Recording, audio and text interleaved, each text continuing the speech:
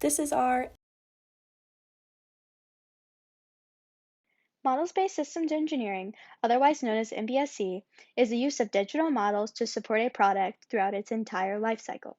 While digital models are often thought to be CAD models, MBSE uses models outside of this to do so much more.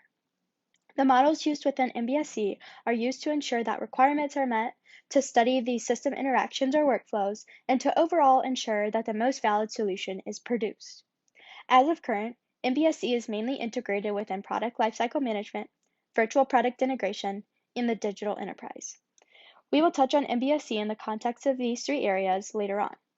When employing MBSE, it is important that you choose the right tool for the company you're with, as this will help to ensure successful implementation. Typically, commercial or free SysML tools are used. model-based systems engineering uses several types of diagrams to help visualize processes. Here you can see a list of a bunch, including package diagram, use case diagram, sequence diagram, etc. And we highlighted a couple here, one being the block definition diagram, which defines a block in terms of its features and relationships with other blocks. So that's shown here on the left. We also highlighted the internal block diagram on the right, which shows interconnections between parts of a block.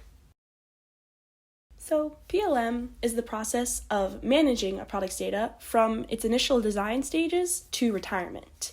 Oftentimes, we use PDM software to help organize the data and bring new products to the market. PLM is actually what aids in the flow of information between components. So different components within a system have to interact, and that's what creates MBSE. This past summer, I worked at Altium, and I actually helped implement their SolidWorks PDM to help organize all of their data and make it more easily shared between the designers. Virtual product integration is the use of digital models throughout the entire lifecycle of a product to support development. This is directly in line with the purpose and focus of MBSE.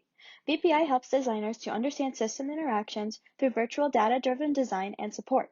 I was able to directly experience this in my internship experience at General Motors. During my internship as a design engineer, I would use FEA analysis to help me understand the interaction and effect of my parts on surrounding systems. Beyond this, the automobile industry uses other virtual analyses, such as aerodynamic and ergonomics testing, to support products throughout their entire lifecycle.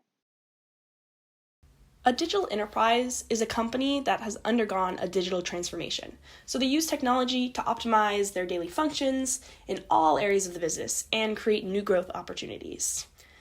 A digital enterprise is required to support MBSE.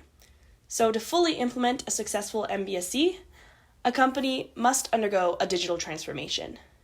This fosters an increase in efficiency within the company, and in MBSE, data and information are able to be traced through digital threads. A great example of this is Home Depot. They were able to increase their stock value from $135 to $215 in 2 years by enhancing their digital thread. They provided customers with the best online resources to improve their online experience, and they streamlined their back-end systems and distribution channels to decrease their shipping time. So why is this important? So what? Well, MBSE and all components that come with it are incredibly important in a successful business. It keeps everything organized, shareable, and efficient, and it's used in almost everything. One example of the successful implementation of MBSE can be seen in Fiat's creation of the Bravo. The creation of the Bravo is truly an engineering feat as it was brought from concept to production in just 18 months. The automobile industry standard is typically around 36 months. Fiat was able to implement a virtual workflow that was able to streamline its product development and manufacturing process. Additionally, their use of PDM helped them to seamlessly share data to allow for concurrent engineering in a digital enterprise setting. Let's go into data silos. MBSE actually helps to eliminate data silos. MBSE aims to integrate all systems and foster an environment for concurrent engineering through an interdisciplinary approach. It makes information digitally available to everyone as long as they have permission. Some signs of data silos could be a lack of collaboration, maybe people don't know where to find information, or information isn't shared outside of departments, or even cultural differences like a generational gap. There's an example here of how I saw data silos in the company I worked for this past summer. For several reasons, one being the generational gap, but also like in higher rankings and across departments, there wasn't a lot of communication. So we really saw that lack of collaboration, which created that data silo. All of this leads into the now what. Using the knowledge that we have gained regarding MBSE, we are now able to go forth and apply it wherever our future endeavors take us. This is possible through the application of MBSE practices and the use of new skills such as systems thinking.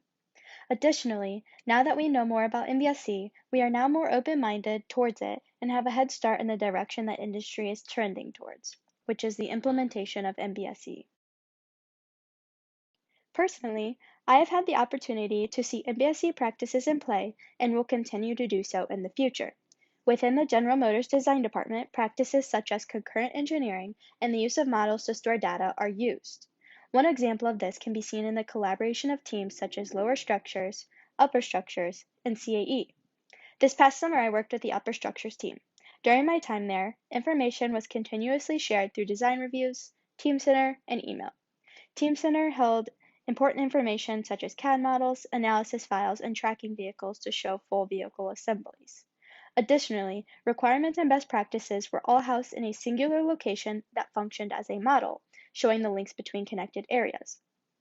Practices like these can be applied wherever we may go and hopefully will to support efficient engineering.